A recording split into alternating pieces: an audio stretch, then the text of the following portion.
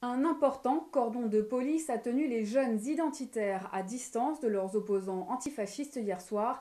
La manifestation qui avait provoqué de vifs échanges entre la mairie et la préfecture cette semaine n'a finalement causé aucun dérapage.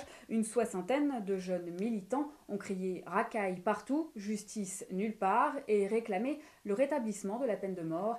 Ils étaient accompagnés de quelques élus régionaux du Front National.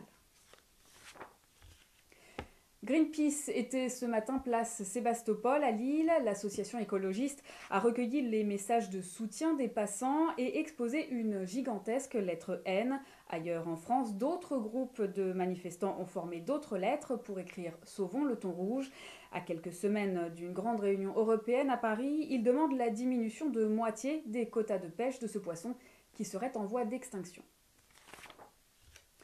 La fête aurait pu tourner au drame. Cet après-midi à Roubaix, lors d'un mariage, le père de la jeune épouse a blessé son gendre d'un coup de fusil. Les faits semblent accidentels. Il aurait voulu tirer en l'air pour manifester sa joie. La balle a touché la jambe du jeune homme qui a été hospitalisé. Elle est blonde, elle mesure 1,71 m, elle a les yeux bleu-vert. Amélie Masclet est la nouvelle Miss Tourcoing 2010. Elle a été élue hier soir devant plus de 300 personnes, dont Geneviève de Fontenay, venue saluer la première élection dans la ville depuis plusieurs dizaines d'années. D'autres vainqueurs, en basket cette fois-ci, les Lillois ont dominé Boulogne en Pro B 75-65. Ils poursuivent leur course en haut du tableau.